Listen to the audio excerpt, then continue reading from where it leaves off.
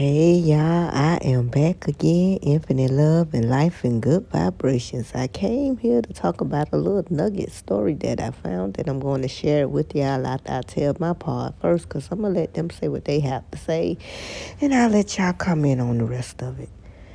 A little story I was reading probably about a month ago, and I just decided, you know what? I'm going to post that video. So, with that being said, the story is about psilocybin magic mushrooms, and I honestly believe in my heart that they have a personal agenda against these plants. I said I believe in my heart that the man who's talking and the person, they have a personal agenda against these plants. I believe that it's a war truly on your consciousness. Now let's get to this story. Poison Center says a 4-year-old recently overdosed on the drug. Now, this comes as more states and cities are decriminalizing them. Channel 2's Tom Regan is at the Georgia Poison Center in downtown Atlanta. Tom? Yeah, George, the strange thing about these psilocybin mushrooms, there's no telling what kind of effect they will have, and small doses have been shown to be helpful in treating depression, but often people don't take small doses.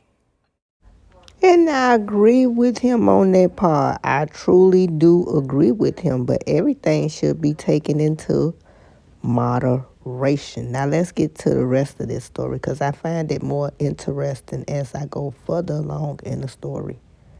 But before I get there, let's watch this. Tripping on hallucinogenic mushrooms went flying through the air early Sunday morning before crashing into a gas station, narrowly missing some gas pumps. After climbing out of the wrecked car, he told police he thought someone was trying to kill him. It was all in his imagination.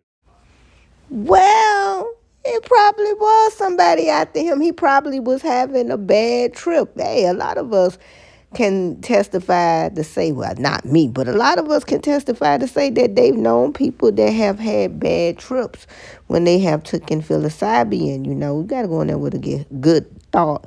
But I want to get to why I came here. So let's get to the rest of the story. Include paranoia, distorted thinking, visual and auditory hallucinations. This is some nasty stuff. Just my thoughts. I wouldn't listen to that doctor for 1 second. He need to go ahead on and finish eating his sushi roll. Enough with him. Let's get to the story that we really came here for. And I want to know your thoughts about this. Let's get what we came here for. Involving a 4-year-old child who got hold of an adult stash. We were quite concerned because these can affect young children in a dramatic way. So we decided to send that kid in to the hospital, observe them for a few hours, and fortunately they did fine. Of course he did fine. He in the right state of mind now. I could guarantee y'all. He one of the dopest 4-year-olds there are out there now. I don't condone children taking any hallucinogenics. Let me make that clear. But what I am saying is his higher self said, you know, when you come back, you ain't going to be waiting till you get in your teens, your 20s and 30s and 40s and 50s. You going to get this knowledge right now. You may not be able to overstand it or understand it or misunderstand it, but later on in life, you going to get it. I bet he's one of the dopest children in the classroom. I'm willing to bet that. And what could they do? All they could do was what? Observe that child. They couldn't do nothing. They couldn't even give him no choco. No choco was needed. Just observation. And I'm going to play what that doctor said again.